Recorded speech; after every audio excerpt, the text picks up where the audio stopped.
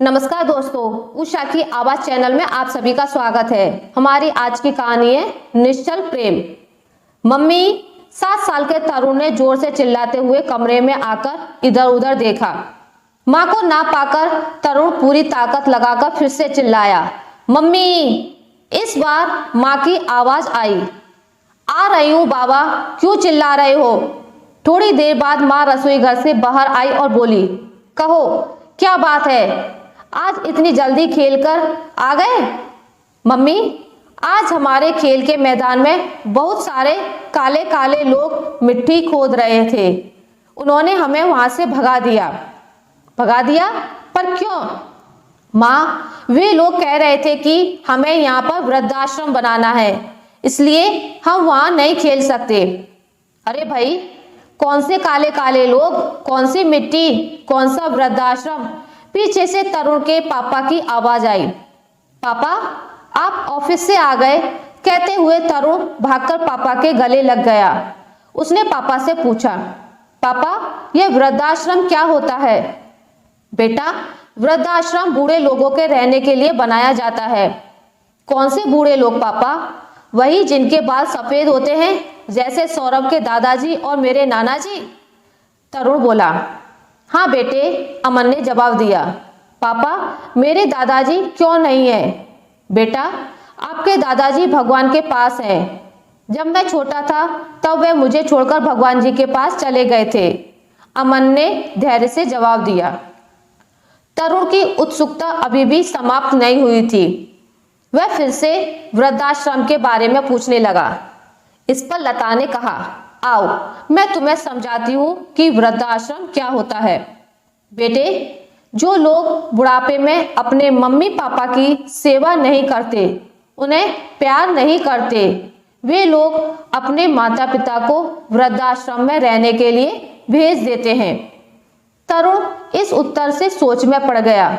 फिर बोला, मम्मी, जब मैं बड़ा हो जाऊंगा तब मैं आपकी खूब सेवा करूंगा। मैं आपको कभी वृद्धाश्रम नहीं भेजूंगा। लता ने प्यार से तरुण को गले लगा लिया। धीरे धीरे समय गुजरता गया। तरुण प्रतिदिन वृद्धाश्रम बनने वाले स्थान पर जाकर काम में हुई प्रगति को देखा करता। हर रोज घर आकर वहां हुए काम के बारे में माता पिता को बताता रहता था। उसने पहली बार किसी इमारत को बनते हुए देखा था। इस समय उसका ध्यान पूरी तरह से वृद्धाश्रम पर था। धीरे धीरे आश्रम का काम पूरा हो गया। एक दिन वहां विख्यात शिक्षाविद उद्घाटन करने पहुंचे और उन्होंने जोरदार भाषण दिया। वृद्धाश्रम सभ्य समाज के नाम पर एक कलंक है। हमारी संस्कृति में प्रारंभ से ही बड़े बुजुर्गों का विशेष स्थान रहा है, परंतु आज पाश्चात्य सभ्यता के प्रभाव से हम अपनी जड़ों को काटते जा रहे हैं। अपने ईश्वर समान माता पिता की अवहेलना करने लगे हैं। इस वृद्धाश्रम का यहाँ बनना इस बात का प्रमाण है कि लोगों में स्वार्थ और कर्तव्यहीनता की भावनाएं किस कदर पांव पसार रही हैं। खैर, जब समाज का एक वर्ग स्वार्थी हो जाए तो दूसरे वर्ग को जिम्मेदारी का एहसास होना चाहिए। इसी बात को ध्यान में रखते हुए हमने इस वृद्धाश्रम का निर्माण कराया है। उनके इस भाषण पर जोरदार तालियां बजी। तरुण भी अपने माता पिता के साथ उस समारोह में गया था। उसके भोले मन पर भाषण का इतना असर हुआ था कि उसे समझ में आ गया था कि वृद्धाश्रम कोई अच्छी जगह नहीं है। अगले दिन तरुण अपने दोस्तों के साथ वहां खेलने गया। खेलते खेलते उसका ध्यान वृद्धाश्रम के खुले दरवाजे की ओर गया। उसने एक वृद्ध को वहां घूमते फिरते देखा। उसे देखकर तरुण का मन उत्सुक हो उठा। उसने अपने दोस्तों को अपने पीछे आने का संकेत दिया। वे सभी उस वृद्ध के पास पहुंचे। वृद्ध मन ही मन कुछ बड़बड़ा रहे थे। अचानक तरुण और उसके दोस्तों को देखकर वे हड़बड़ा गए और बोले, कौन हो तुम लोग? यहाँ क्यों आए हो? उस वृद्ध के तनाव वाले हाव भाव देखकर तरुण डर गया। फिर हिम्मत करके बोला, अंकल, आज हमने आपको यहाँ देखा तो क्या? वृद्ध खींचकर बोले, तो हमने सोचा कि आपसे मिला जाए। कुछ बात की जाए। तरुण ने किसी तरह अपनी बात को पूरा किया। क्यों, मैं तुम्हारा क्या लगता हूं? तुम्हारा रिश्तेदार हूं? पड़ोसी हूं क्या? वृद्ध ने पलटकर जवाब दिया। तरुण को वृद्ध से इस प्रकार के जवाब की आशा नहीं थी। उसके मासूम मन को ठेस पहुंची और वह अपने दोस्तों के साथ वहां से चला गया। बाहर आकर उसका एक दोस्त शिखर बोला, तरुण कितना खतरनाक बुड्ढा था। दूसरे दोस्त आदित्य ने भी साथ दिया और बोला, हाँ, ऐसा लगता था जैसे किसी डरावनी फिल्म का भूत हो। तरुण को लगा शायद वह सही कह रहे हैं। घर जाकर वह उदास मन से मां की गोद में बैठ गया। बेटे का उतरा चेहरा देखकर लता ने पूछा, क्या बात है बेटे, कुछ हुआ है क्या? मां, वह बुड्ढा बहुत गंदा था। कौन सा बुड्ढा?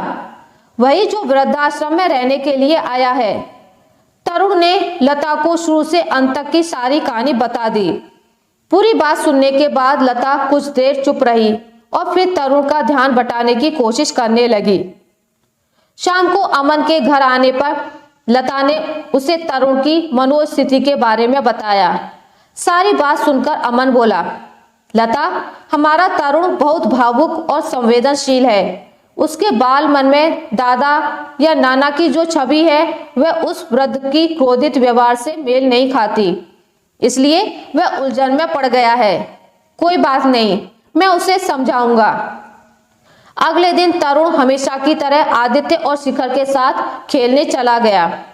वे वृद्धाश्रम के पास ही क्रिकेट खेलने लगे। अचानक आदित्य ने गेंद को जोर से मारा और गेंद पास से जा रहे आवारा सांड को लग गई। सांड दर्द से बिलबिला उठा और बच्चों की तरफ भागने लगा। सांड से बचने के लिए बच्चे वृद्धाश्रम में घुस गए। बचाओ बचाओ की आवाज सुनकर वह वृद्धाश्रम का व्यवस्थापक और रसोइया बाहर आ गए। सारा माजरा समझकर वृद्ध तुरंत अपने कमरे से बंदूक लाए और हवा में फायर किया। गोली की आवाज से घबराकर सांड ने दिशा बदल दी और भाग खड़ा हुआ। बच्चों ने चैन की सांस ली और वृद्ध की ओर देखा। वृद्ध बच्चों का कंधा थपथपाते हुए बोले, अब डरने की कोई बात नहीं है। अगर अब सांड आए तो गुप्ता अंकल को याद कर लेना। बच्चों की प्रश्न सूचक दृष्टि देखकर वृद्ध उनके मन की बात भांप गए और बोले, वो कल मेरी तबीयत ठीक नहीं थी, इसलिए मैंने तुमसे बात नहीं की। अच्छा बोलो, क्या खाओगे? वृद्ध बोला, हम तो खा पी कर आए हैं। हिम्मत करके तरुण बोला, अच्छा कोई बात नहीं, मैं तो तुम्हारे दादाजी जैसा ही हूं, मुझसे बेहिचक बात करो। अंकल, कल तो आपने हमें डांट कर भगा दिया था, शिखर बोला। अच्छा तो यह बात है, आओ हाथ मिलाकर दोस्ती कर लें, वृद्ध ने हंसते हुए कहा। इस पर तीनों बच्चों ने उत्साहित होकर हाथ मिलाया। इसके बाद कहानियों और गप्पबाजी का ऐसा सिलसिला शुरू हुआ कि 2 घंटे कब बीत गए पता ही नहीं चला। तब गुप्ता जी बोले, अच्छा अब जाओ, तुम्हारे मम्मी पापा इंतजार कर रहे होंगे। इस पर बच्चे फौरन खड़े हो गए। बाहर आकर शिखर और आदित्य बोले, इतनी अच्छी कहानियां तो हमें आज तक किसी ने नहीं सुनाई। तरुण बोला, इतने अच्छे अंकल को पता नहीं क्यों इनके बच्चों ने घर से निकाल दिया। मेरी मम्मी कहती है कि जिनके बच्चे गंदे होते हैं वही अपने माँ बाप को घर से निकाल देते हैं। घर आकर तरुण ने अपनी मम्मी पापा को सारी बात बताई। अमन हंसते हुए बोला, अच्छा ये डरावनी फिल्म वाला भूत जैसा बुड्ढा अचानक इतना अच्छा कैसे हो गया? तरुण सक पकाकर बोला, पापा मुझे क्या पता, मुझे तो बस इतना पता है कि उन्होंने आज हमारा खूब दिल बहलाया। अमन बोले, बेटे कई स्वार्थी इंसानों की तरह शायद उनके बच्चे भी उन्हें बोझ समझकर यहाँ छोड़ गए, इसलिए उनका मन दुखी होगा। जब तुम उनके पास गए तो उन्हें क्रोध आ गया होगा कि जब उनके अपने बच्चों को उनकी कोई जरूरत नहीं तो परायों को क्या पड़ी है उनसे बात करने की। पापा की बात सुनकर तरुण सोच में पड़ गया। अगले दिन जब तरुण अपने दोस्तों के साथ गया तो उसने देखा कि वृद्धाश्रम में बहुत भीड़ जमा है। बहुत से नौजवान उस भीड़ में शामिल थे। वे अपने माता पिता को वृद्धाश्रम छोड़ने आए थे। आदित्य शिखर, ये लोग कितने बुरे हैं ना, भगवान जी इन्हें सजा देंगे, तरुण बोला। तुम ठीक कहते हो बेटे, पीछे से गुप्ता अंकल की आवाज आई। तुम्हारे माता पिता ने अच्छे संस्कार दिए हैं, जो तुम इतनी छोटी सी उम्र में इतनी अच्छी सोच रखते हो। कुछ मेरे बच्चों जैसे हैं जो अपने माता पिता को पुराना फर्नीचर समझकर घर से बाहर कर देते हैं। वृद्ध गुप्ता अंकल दुखी होकर बोले। बच्चे उनका हाथ पकड़कर बोले, अंकल आप उदास ना हो, आप हमारे घर चलिए, हमारे मम्मी पापा आपसे मिलकर बहुत खुश होंगे। धन्यवाद बेटे, लेकिन आज नहीं, फिर कभी जरूर चलूंगा, वृद्ध बोले। तरुण घर आकर पापा के गले लगकर रोने लगा और कहने लगा, मैं आपको कभी घर से नहीं निकालूंगा, मैं आपके बिना नहीं रह सकता। पर बेटे, कौन कह रहा है कि तुम हमें घर से निकाल दोगे, अमन बोला। पापा, आज मैंने बहुत सारे वृद्ध अंकल देखे। गुप्ता अंकल भी आज बहुत दुखी थे। पापा, क्या हम उनके लिए कुछ नहीं कर सकते? अगर मेरे दादाजी होते तो बिल्कुल उनकी तरह ही होते ना, तरुण ने मन की बात बताई। अमन को अपने बेटे पर बहुत गर्व हुआ। बेटे, मैं कल ही तुम्हारे साथ उनके पास चलूंगा, मुझे तुम पर नाज है। अगले दिन लता और अमन तरुण को लेकर वृद्धाश्रम गए। गुप्ता अंकल से बात करने पर पता चला कि वे सेना में थे। रिटायर होने के बाद बच्चों के दुर्व्यवहार के कारण उन्हें घर छोड़ना पड़ा। गुप्ता अंकल ने तरुण की तारीफ की और कहा, आप लोग भाग्यशाली हैं कि आपकी तरुण जैसी औलाद है। अमन ने कहा, आपसे मिलने के बाद पता चला कि घर में बुजुर्गों का होना कितना आवश्यक है। आपसे प्रार्थना है कि तरुण को अपने आशीर्वाद से वंचित ना रखें। तरुण आप में अपने दादाजी की छवि देखता है। थोड़े ही समय में आपसे हिल मिल गया है। तरुण तो यहाँ रोज आया ही करेगा। हम भी आपसे मिलने का मोह नहीं छोड़ पाएंगे। गुप्ता अंकल को विश्वास नहीं हो रहा था कि दुनिया में अब भी अच्छे लोग बसते हैं। वह सिर्फ इतना ही कह पाए, मैं भी तुमसे और तरुण से मिलने का मोह नहीं छोड़ पाऊंगा। जब भी तुम्हें मेरी जरूरत होगी मुझे अपने पास खड़ा पाओगे। इतना कहकर वे अमन के गले लग गए।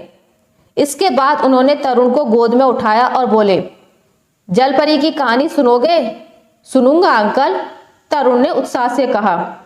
अंकल नहीं बेटा, दादाजी कहो, गुप्ता अंकल बोले। यह सुनते ही तरुण की आंखों में चमक आ गई। उसने अपनी बाहें गुप्ता अंकल के गले में डाली और पास खड़ी लता से कहा, मम्मी अब मेरे भी दादाजी हैं। हाँ बेटे, कहकर खुशी के मारे लता का मन भर आया। अमन और लता इस नए रिश्ते की खुशबू को मन में संजोए दादा और पोते के अद्भुत मिलन को भाव विभोर होकर देखते रहे। आशा करती हूँ आपको मेरी आज की कहानी अच्छी लगी होगी। अगर आपको मेरी ये कहानी अच्छी लगी है तो इसे लाइक करें, ज़्यादा से ज़्यादा शेयर करें और अगर आप मेरे चैनल पर नए हैं तो इसे सब्सक्राइब करना ना भूलें। मिलते हैं एक नई कहानी के साथ, तब तक के लिए नमस्कार।